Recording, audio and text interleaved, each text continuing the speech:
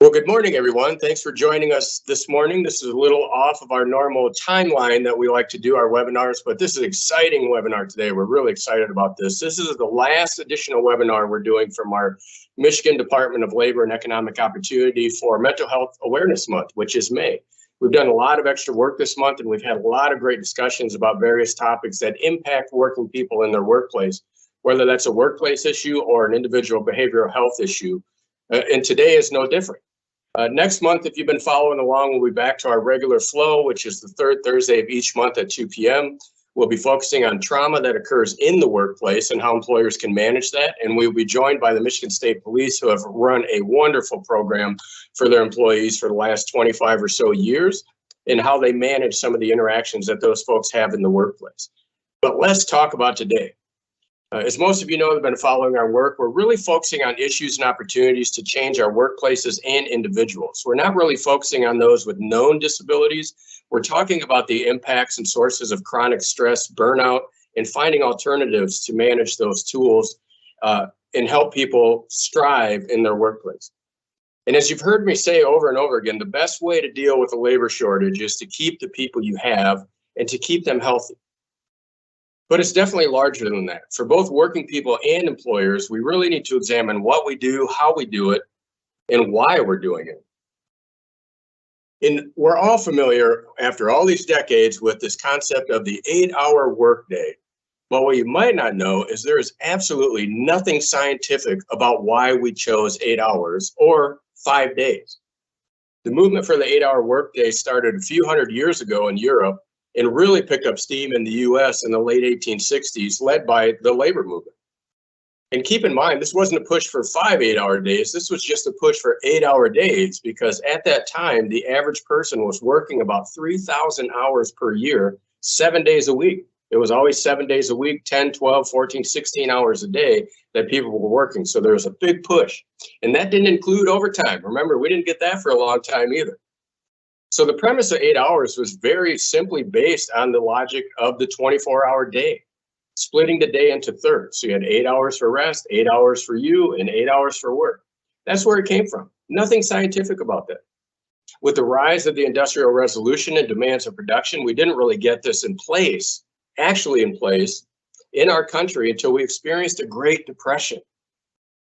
And the Fair Labor Standards Act was passed in 1938, and that originally included a 44-hour work week. That was later revised down to 40, what we're all familiar with now. That act also created the first minimum wage in our country, it created child labor protections, and it created that overtime that we're also familiar with now. So this was the culmination of more than 60 years of effort, but keep in mind, it was largely intended and passed as an economic tool to increase decrease unemployment, increase earnings by creating that minimum wage, and really drive demand to stimulate our economy and help pull us out of the Great Depression. Now, however, largely due to the pandemic and changes we're seeing in attitudes among working people, we are starting to have discussions and looking more at the human aspect of the human resources needed in our workplaces. And the reality is, and you hear about today, that businesses often do not have to sacrifice profits by focusing on people. And with all of our work, we can share with you that we can reduce burnout, turnover, increase retention, build stronger communities, create more stable employment, and improve efficiency in operations at the same time. All of us would say, sign me up. So today, we are really thrilled to share some of the work evaluating a change that seems to have a huge impact for working people, with either no impact or positive impact on businesses having participated in these studies, and where that can take us. And this is one of those larger discussions we have to have about how do we make life better for people while still being able to produce the things that we need in our society. So I'd like to introduce our guests. We have Professor Brendan Burchell from the University of Cambridge, all the way over from the UK. Thank goodness for virtual opportunities nowadays. Juliet Shore and Wen Fan, professors at Boston College, who supported and participated in the study. And for now, I'll turn it over to you, Professor Burchell. Thank you. Right, I'm going to be talking for the first 10 minutes or so before handing over to talk about the most recent trials we've had of the 4-day week to my two colleagues. But I'm going to start off by telling you a bit about the, I can get my, yeah, there we are. I'll give you an overview of the sort of things we're going to be talking about for the next 35 minutes before, and we're looking forward to questions from the audience.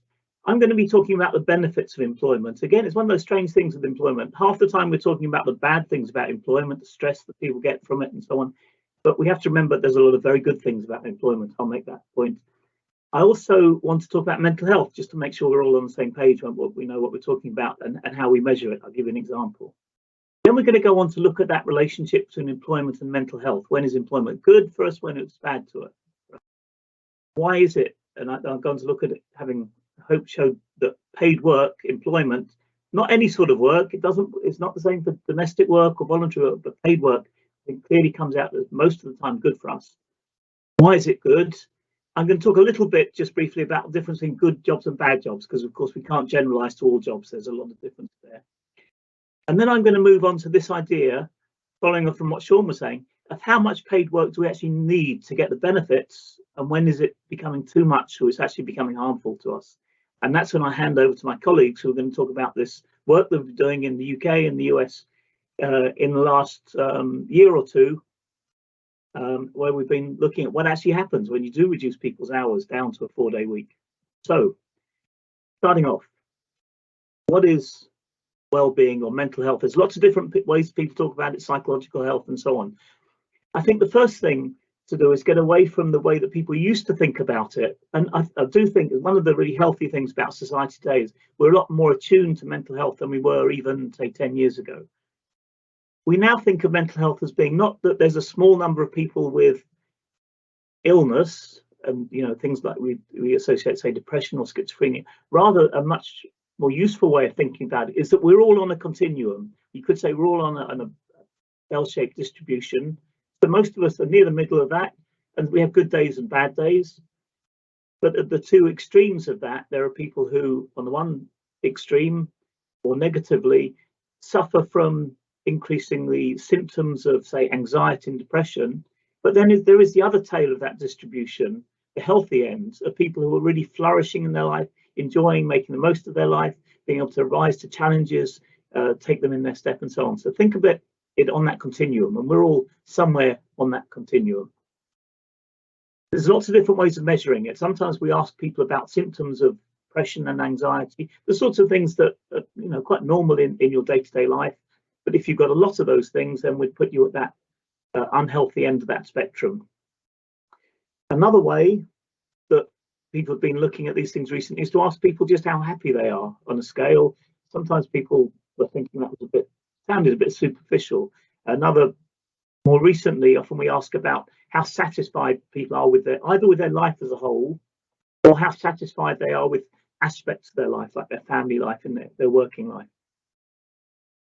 The good thing, though, all these different ways of measuring it, the sorts of effects that we're going to be talking about today, it doesn't really matter how you measure it. We're getting the same effects pretty much regardless. It's not an artifact of different measures. So here's one way of measuring it. This is a way we've been using it in Europe a lot recently. And so the question we typically ask people in a survey, and these are big surveys we do, often tens of thousands of people, we ask them to indicate for 5 statements how close they come to feeling, how those people have been feeling in the last 2 weeks. And you can think of it as I read through, think of yourself, how you'd answer these questions. Have you been feeling cheerful and in good spirits recently? Is that almost all of the time down to never? Have you been feeling calm and relaxed? Have you felt active and vigorous? Do you wake up feeling fresh and rested? And would you say your daily life has been filled with things that interest you? So you can see there's a very positive side to good mental health, or if you haven't got those good things, then yeah, that's not how things should be. So here's a graph. This happens to be a graph from Scotland. It happens to be from a graph from nearly 20 years ago, but I can pretty much guarantee that you get very similar results. Surprisingly, but that's what we find pretty much any industrialized country in the Northern Hemisphere, Southern Hemisphere, and pretty much these results are very similar for different types of people, for men and women, people in white-collar jobs and blue-collar jobs, very similar, similar findings. And you can see from this graph, it clearly makes a difference. For instance, people who are married tend to be happier, tend to have more positive SWP, subjective well-being, same thing again, than people who have been recently divorced or separated.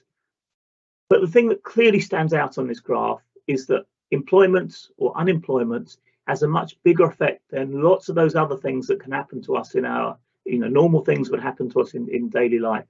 And that's why it's so important to pay attention to the labour market if we want to take care of people's mental health on a big scale. There's nothing else that is remotely within the control of government that I would say that has that powerful effect across the population. Why is it? And having said that we get these results everywhere, it's still arguing a bit about what it is about paid work that is so good for people's mental health for so many people. The person maybe who's started to answer this is somebody who lived a life through most of the 20th century, was doing a lot of their research, again, going back to before the Second World War, but continued to do that research right up to 20 years ago, Marie Jahoda. And she said, she came up with an interesting theory, but it's really stood the test of time. It's saying that the reason the manifest reason for working is to get an income, of course, that's why I work, to get the wage. But she said the things that are actually good for us psychologically about working are accidental things you get from working, unintended or latent functions. And she said there are 5 of those. And the things that she listed were that work gives you a time structure. You know when you should be working and when's your own time, family time and leisure time. It gives you enforced activity. You're not sitting around idle, ruminating, worrying about things. You've got things to be getting on with. It gives you social contact with lots of people outside your immediate family, where they tend to have more emotionally charged interactions. The interactions you have with work colleagues should be positive. It gives you a collective purpose. And this is maybe the most important thing of all, that sense that you're doing something useful, not just for yourself, but collectively with people around you. And finally, of course, in our societies, our job is so important for our status and identity. People are unemployed. Still, even though we know that unemployment isn't caused by lazy individuals, it's caused by government economic policy, still there's that shame that often accompanies unemployment. That's what Marie Jahoda says. Now, people might add to that list. There's other things about jobs. You could argue whether the nature of work has changed over the last 100 years and so on. But still, I think that gives you an idea of what it is about jobs that do provide us with that guarding of our mental health, structuring our mental health. Like I say, I'm just going to briefly mention, because sometimes when we talk about working hours, people say, well, there's other things that are important too, and absolutely there are. And when I look at these things together, if anything, the job quality, how good your job is more important than the hours you work, as a gross generalization, but really important. What do we mean by a good job? And again, this is something we've been arguing about, and I think made a lot of progress in the last 15 years in being able to define what we mean by a good job and measure it as well. And let me go through. So there are, according to this model, that again, there are different models. There are 8 things that are important. There's the income, obviously. People don't like living in poverty. We also like income to be fair, as well as giving you, access to what you want in life. Secondly, very importantly, is prospects, a secure job, not a job you're worried about losing, having a good job contract and a place to go. You've got good progression. What we're going to be coming back to talking about is working time quality. And it's not just the main thing we're focused on too, is the number of hours you work in a week, but we also think here the data suggests that working unsociable hours can be very bad for people, shift work, working long hours, having unpredictable start and finish times, ones that you can't control, where the boss tells you when to work, when you can start and finish rather than you control it. And then there are things intrinsic to the job itself. Being able to use your skills and make judgments, use your discretion. A good physical environment, not in a dangerous environment, one that's filled with hazards, toxic chemicals, dust, having to lift heavy weights, those sorts of things. Again, very importantly, the social environment, feeling you're respected at work, that your voice is listened to, you're not bullied at work and so on.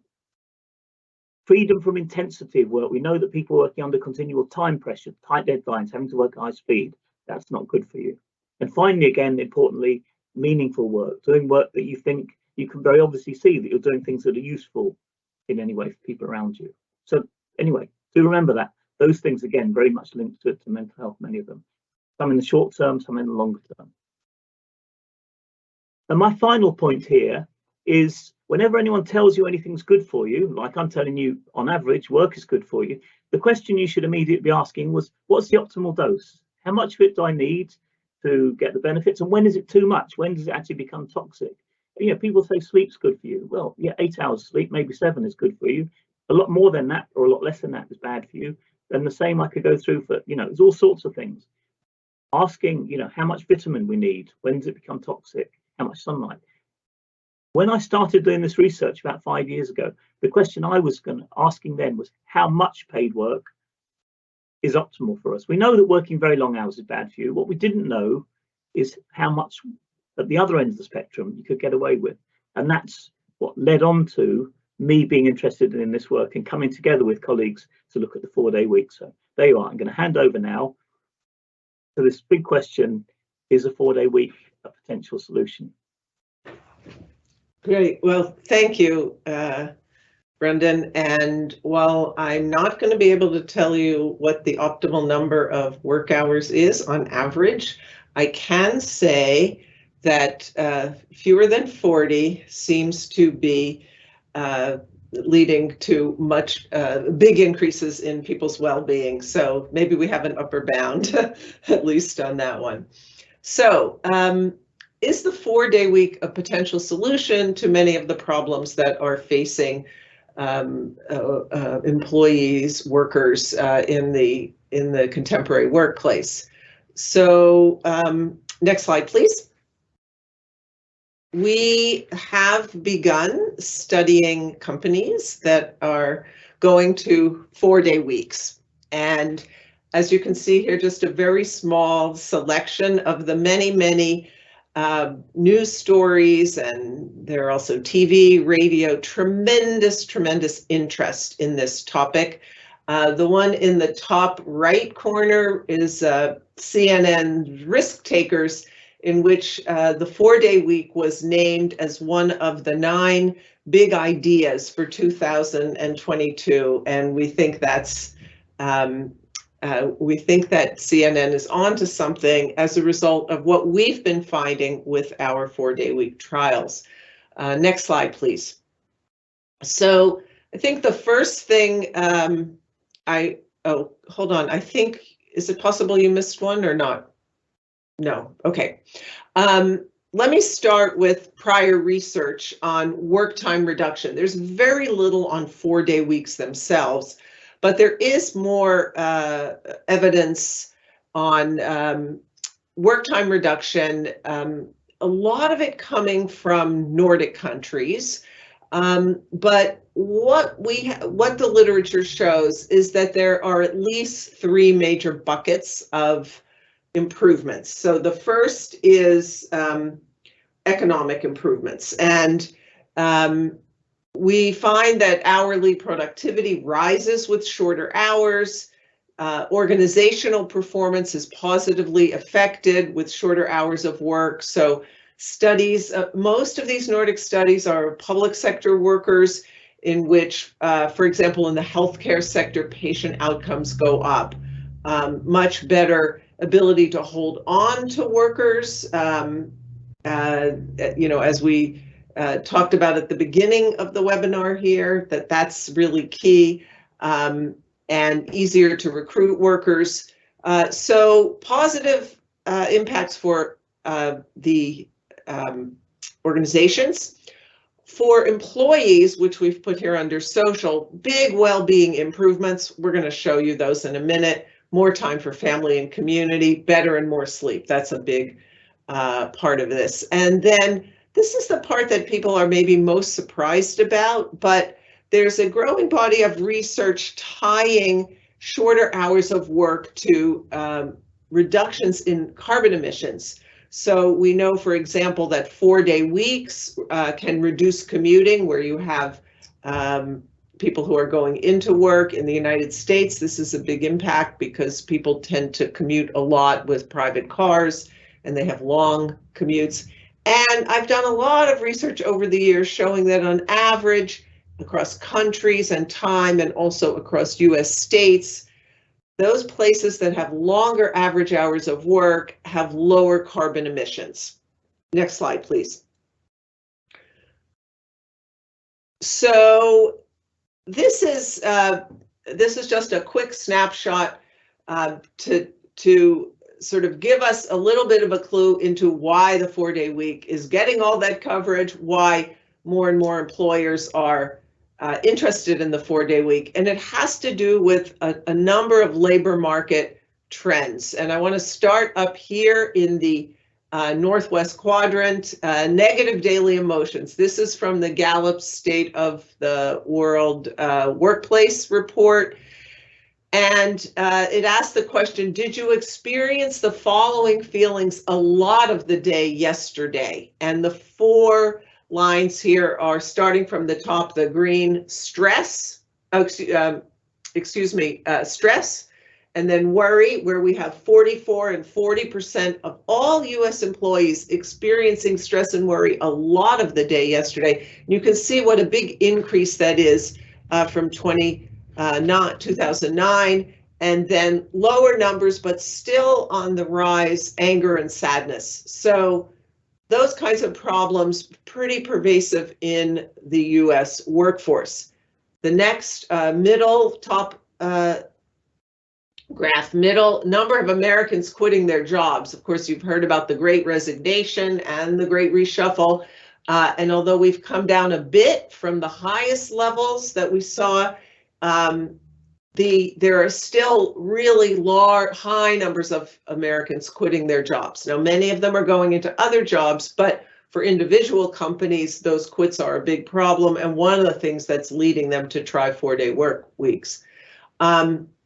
And then below that, the St. Louis Fed data on unfilled job vacancies. You can see again a huge jump up in unfilled job positions. So employers are losing workers and they're having trouble replacing them. And then that final column up on the right, US searches for, quote, burnout from work, just soaring numbers of people feeling burned out. And then the bottom right, US employee engagement trends. So the top line, again from Gallup, is employee engagement falling or sort of rising, and then a little bit of a decline, but then active disengagement also rising. So stress, burnouts, quits, quiet quitting, unfilled positions. These are all things that American employers are facing, and it's a big part of why they're turning to the 4-day week. And I should say it's not just in America. I mean, one of the reasons we had such robust participation in our UK trial of the 4-day week was because those employers are facing similar things, similarly with Australasia and other areas that we've been doing trials in. Next slide, please. So we are working with a group called 4-day Week Global. It's a not-for-profit. It was started by a man named Andrew Barnes and his partner, Charlotte Lockhart. Andrew is the founder and owner of Perpetual Guardian, which is a finance and estate firm in New Zealand. And in 2018, he organized a successful 4-day week trial using what he termed the 100-80-100 model. And what that means is that people are getting 100% of their pay. They're only working 80% of the time, so the 4 days instead of 5. But the companies are figuring out how to have their employees do 100% of the work in those 4 days. So as productive, at least as productive, if not more, 100-80-100. Charlotte and Andrew founded this nonprofit in after 2018 to spread the word about the 4-day week. And they approached me and asked me if I would be interested in researching pilot programs or trials of companies who are going to go for a 6-month trial of a 4-day week with no reduction in pay. And we began studying these trials in 2022. My colleague Wen, who you'll hear from in a minute, and I working on that. So the way the trials work is there are 2 months of coaching and onboarding for companies to figure out through a process of work reorganization, how to get that 100% productivity in 4 days. And the main thing I'll say about it is that it's focused less on individuals and more on teams and the culture of the organization as a whole. And if we have time at the end, I'll say a word or two more. In order to participate in these trials, companies had to just do two things. One was maintain pay at 100%, and they had to do a meaningful reduction in hours. We didn't force them all to go down to 32, but the vast majority went for the 4-day, 32-hour week. Next slide, please. So we have had, we are actually have 7 cohorts of companies who are already in trials or have completed them. As I said, starting in February, Ireland and US, then a US, Canada, the largest trial to date, the UK trial, which started a year ago, Australia and New Zealand last August, starting another US, Canada, a mixed Europe, North American trial, South Africa, our first Global South, with a big French company, and we have a Brazilian trial starting, and we are also ramping up for new trials in many of these places that we've already been, and also much bigger presence in Europe at the moment. So we have thousands of workers who have participated and about 200 companies or so. Next slide, please. And I think I'm ending on this next slide, which is just to tell you what we're studying. So we ask companies to give us an onboarding survey, basic information about them, and then on a bi-monthly basis, they give us their revenue, absenteeism, new hires, resignations, energy use, and some optional metrics. We can't get more from them because there's such a wide variety of kinds of companies and size that they don't all have the same kinds of data that they collect. We have an employee survey. We survey all the employees in these companies who are participating before the trial starts, 3 months in, at the end of 6 months, and then a year after the trial begins. And you'll see all the things, or at least a good number of them, Wen is about to show you. And we are also doing interviews. The UK and Ireland, Brendan's team did fantastic interviewing of the UK trial. We have Irish interviews, and the US researchers are also interviewing the current groups that just finished and are starting soon in the US. And I think I'm gonna hand it over to Wen now. Perfect. Thank you, Julie. So I think a natural question you might want to ask is who participated in the trials. So this slide shows the distribution of participating organizations in terms of their sector or industry. So you can see the largest category are professional services companies, followed by administrative, IT, and telecoms. But I also want to mention that we have many of those, really a very diverse set of industries being represented. So we have manufacturing, construction companies, those in healthcare, food industry, and retail. So it's not just a model for white-collar workers or the so-called knowledge workers, but it can be potentially applicable to many workers. Next slide, please. So in terms of the size, you can see that many of these companies are on the smaller end with less than 10 employees, but we also have many larger companies. I should have also mentioned that some of the results are based on the very first 2 trials of the global trial using Canada, US, and Ireland data, but most of the findings, if not all of the findings, are fairly unstable, regardless of which cohort we are looking at. So the total number of companies are actually, we currently have a much higher than what is being presented in this slide. Next slide, please. So what types of arrangement do they adopt to implement the 40-week arrangement? So the most popular one is just to take on Friday off, as many of you may have already guessed.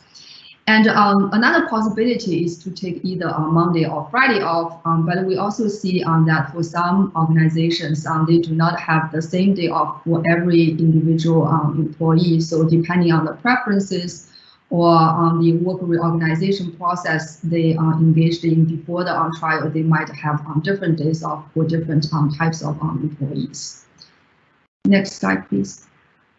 So in the next few slides, I'm going to just show you some of the findings we have found for the employee sample. So what do they think of the trial, and what happens to their well-being and the job-related outcomes. So overall, you can see that employees are fairly positive about this trial. When we ask them, how would you rate your experience with the trial on a 0 to 10 scale? And I think on the word is wrong here. So 0 means very bad and 10 means very good. So using this scale, employees are given an average score of 9. So indicates that they are very unhappy about the trial. So when we ask them, do they want to continue with the trial, almost everyone, so 97% say that yes, I definitely want to continue. Next slide. So what happens to their work time? So given the central focus on reducing work time, we do see a meaningful reduction from 41 before the trial to just about 35 hours at the end of the trial. So there was an almost 6-hour reduction throughout the trial. Correspondingly, the days of work also reduced to a great extent from 5 to just about 4. As the intention of the, which is in line with the intention of the 40-week trial. And interestingly, we see some slight increase in the prevalence of remote work. So we see a somewhat increase in frequency of how people engage in working remotely, even though the days spent in remote work has reduced to some extent, mostly because the overall days of work has reduced over the course of the trial. And we also see a significant reduction in overtime, right? So on the right end of this slide, you see the percentage of workers who reported a decrease or an increase in these metrics.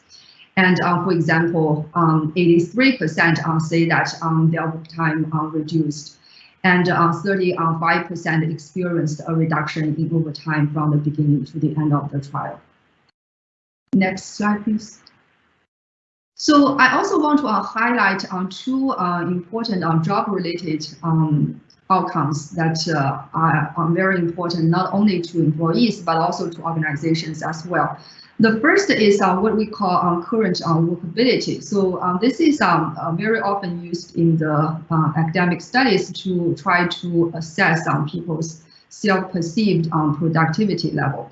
So we basically ask them, compare with your lifetime best, how would you rate your current ability of performing your job on a 0 to 10 scale? And using this metric, you can see that more than half, so 51% of the workers have experienced an improvement in current workability from the beginning to the end of the trial. So the average increase is about 0.6. So, and another important work characteristic is to what extent you can have control over your schedule. So this is very important for many workers to manage their work, family, and personal life obligations. Something that Brandon also mentioned, that whether you have some predictability in terms of your schedule. So this metric also experienced great improvement. More than almost half of the workers experienced an increase in schedule control throughout the trial. Next slide, please. So yeah, I'm going to skip this slide because of the time limit, because I think I want to spend most of the time talking about the well-being findings. So here are some of these widely used indicators to capture people's well-being, stress, burnout, and the job satisfaction, both the negative and the positive end. So in terms of stress, you see a significant reduction at 0.21.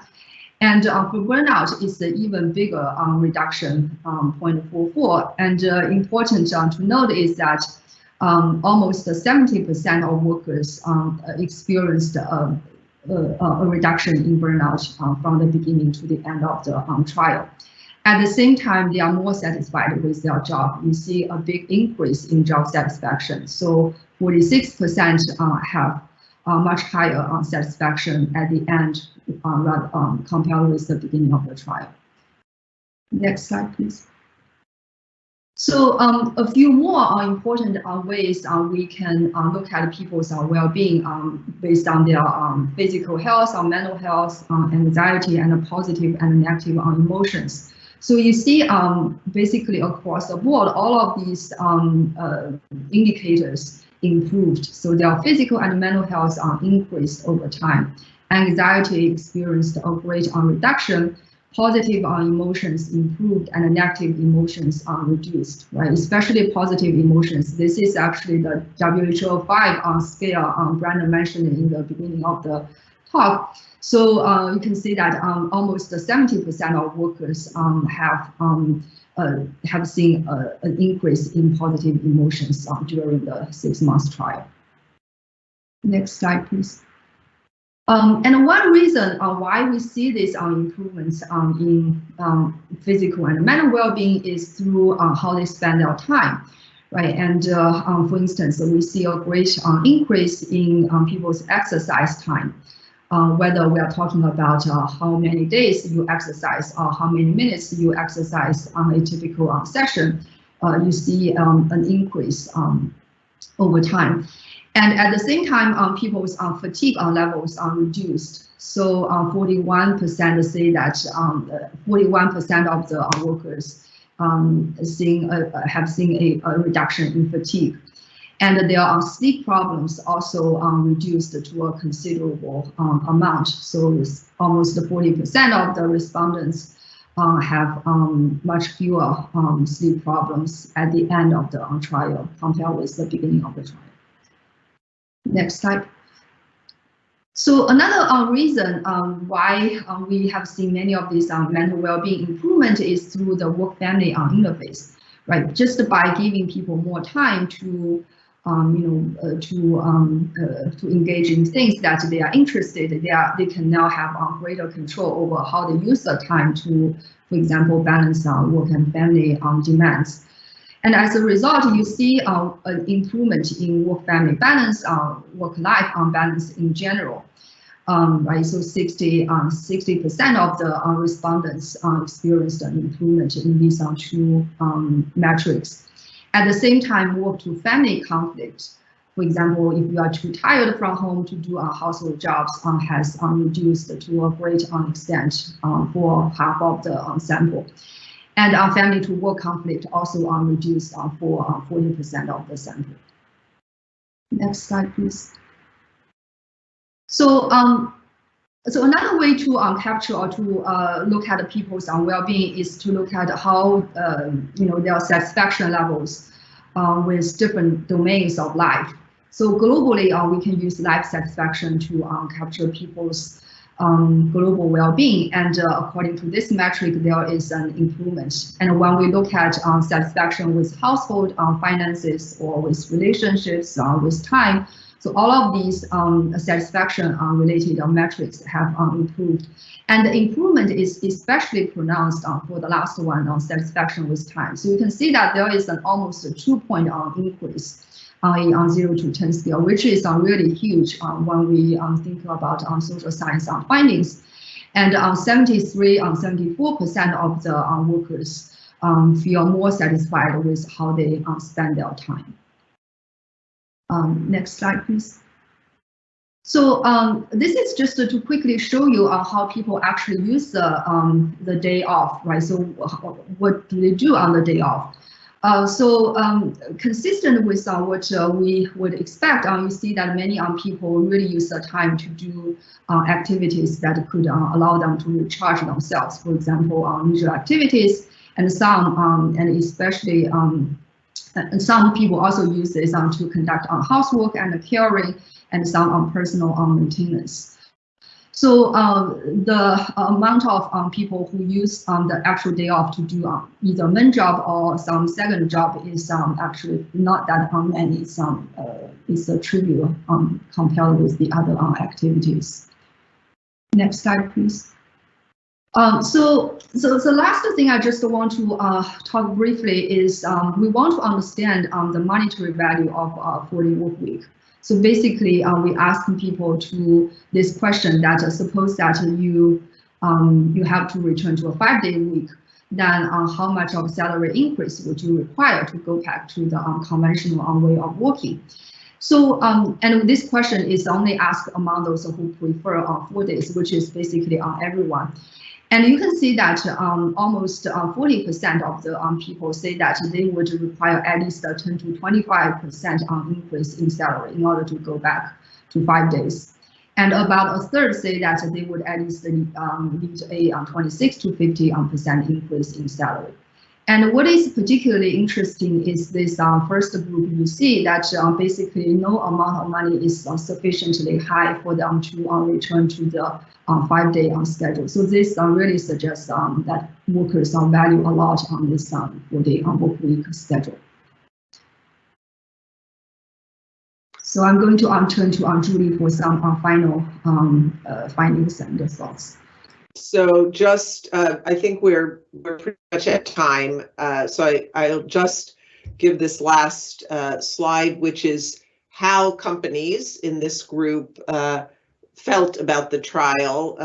So at the end of the trial, we asked them to report overall. These are the first results from the first 2 trials, but we should say they've, particularly the employee results, have been almost identical across all the trials. But we wanted to show you US, Canada results. Overall, the companies rate the trial as a 9, and both on productivity and performance, they rate it really highly, more than 7.5. So it's not just employees who are benefiting from these trials, the employers also are very happy. I think I'll stop sharing now. We were going to say a few things about productivity, but I have a feeling that'll come up in the questions. Sort of how is it that the companies are able to maintain productivity with a shorter amount of work time? And if anyone asks that, we're happy to talk about it. But for now, maybe we can stop the share and go to the Q&A. Absolutely. Wonderful information. Very exciting.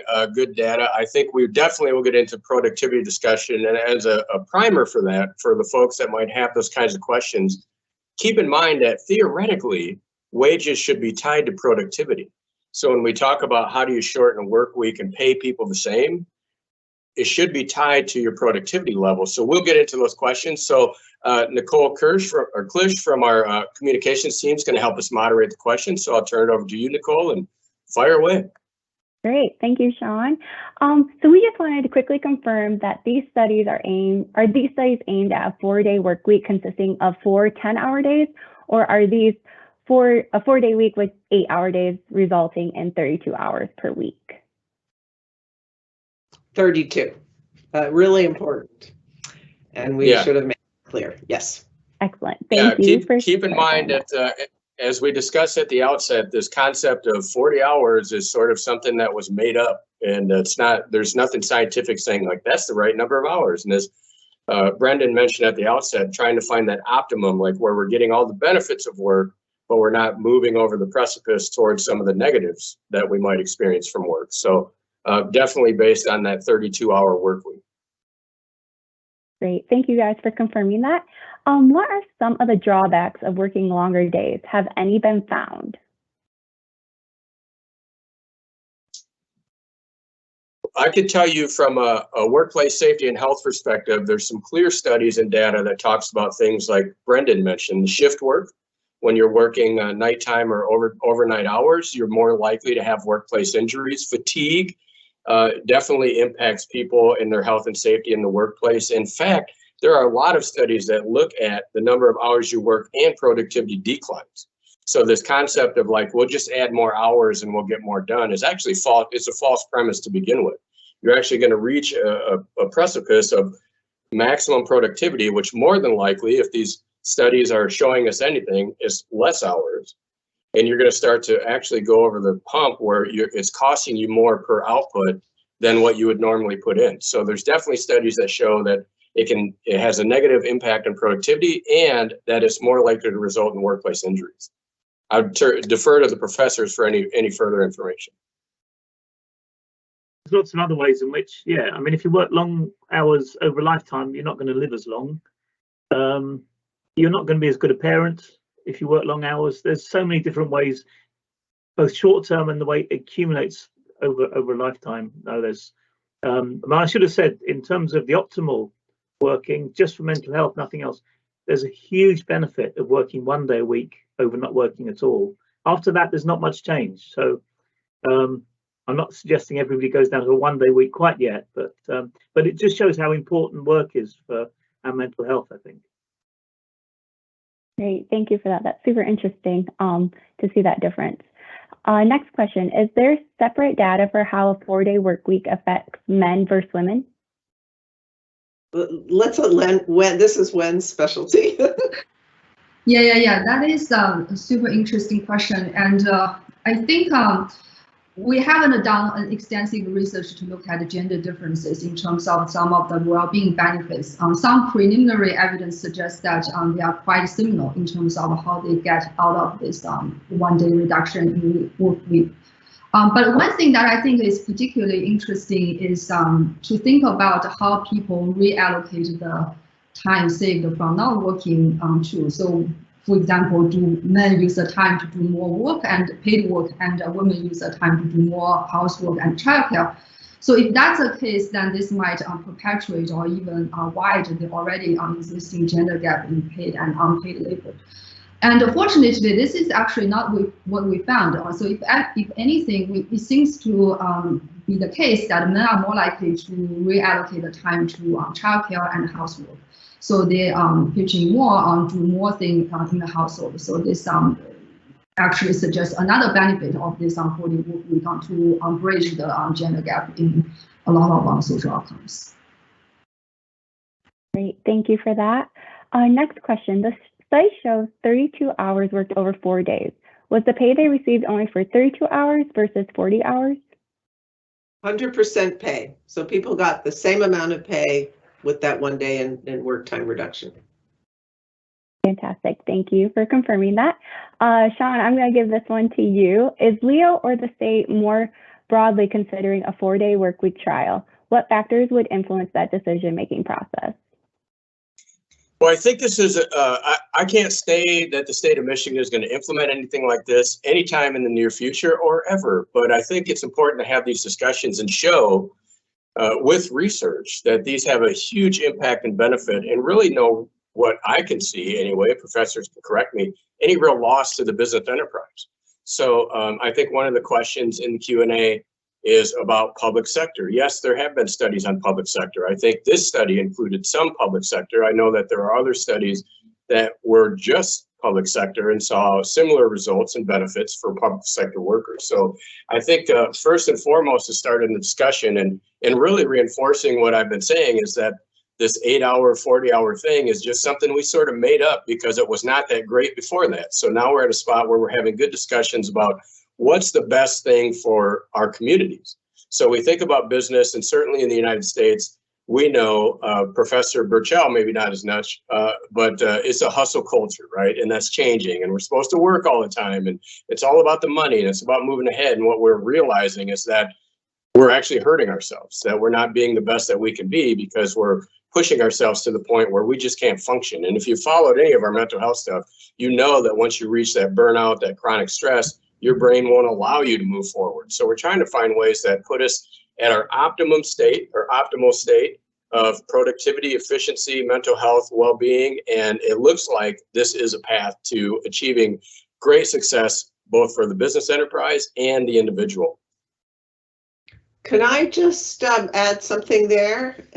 Thank you. Which is what I wanted to let you know about what's going on in my state. I live in Massachusetts, Wen also, our state.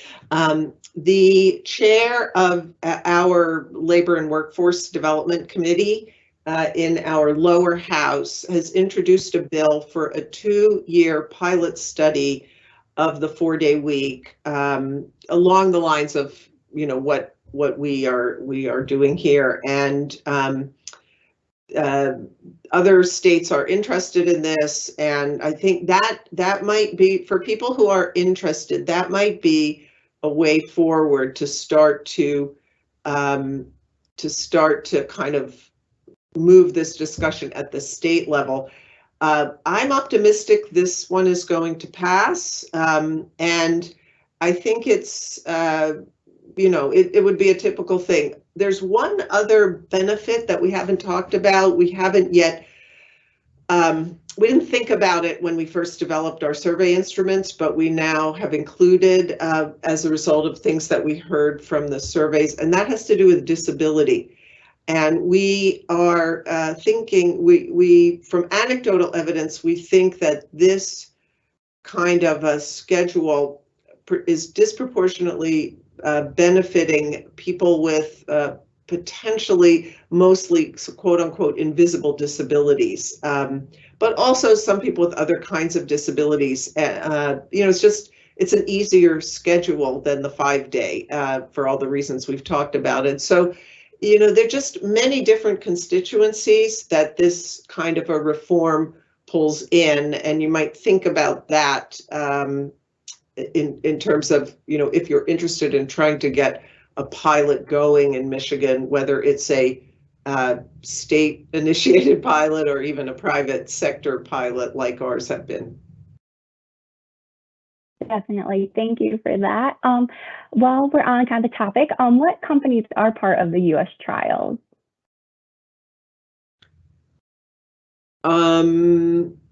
I don't have the list in front of me of the ones I'm allowed to talk about. I mean, most of them wanted to be public, but the first group was called HealthWise. It's a healthcare information provider out in Idaho. Kickstarter was the sort of front-facing.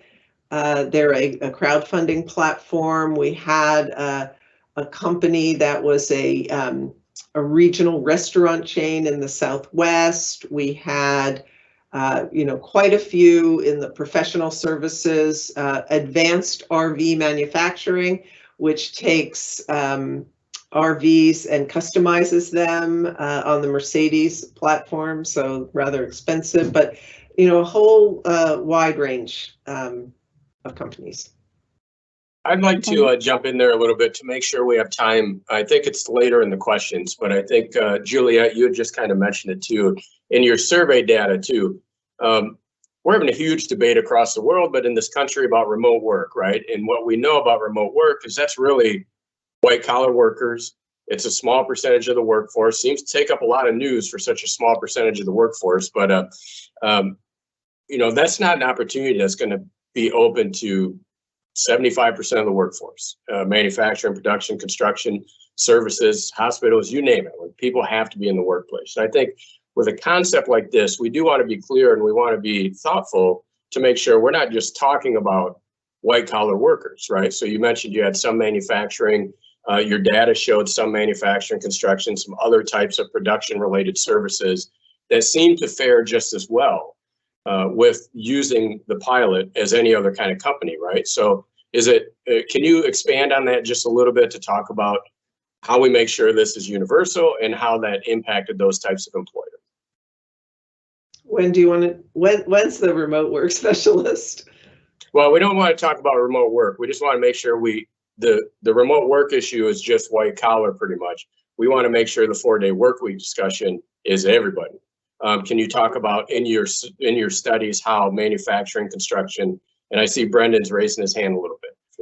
I think one way to answer the question is when we look initially, when we did those detailed interviews with organizations at the beginning of the trial, a lot of them were skeptical as to whether they'd get it to work or whether they'd had a lot more problems with it. And it took creativity. And although in some ways the data across these trials is very consistent, as we've seen, the ways that the organization achieved it were all very different. They had different solutions. Obviously, some were very customer facing, some were very inward facing, some doing creative work. And that's why we had this variety of different ways of working, whether everyone took Friday off, People changed their communication styles, their meeting styles. Each individual organization, because the reward of getting it to work is so big, having this 50% increase in your weekend, people were really motivated to find solutions. And there weren't, there were some generalizations, but it was that individual organizational creativity. In so many cases, it went from the beginning of the trial, a lot of skepticism, to at the end of the trial was, wow, we got it to work. And it worked. I think that's the answer, right? And it worked. You can make it work. Yeah. Gotcha. Great, thanks for skipping ahead on that, Sean. I'm also going to skip ahead because I know we mentioned productivity. So how are companies able to keep productivity high?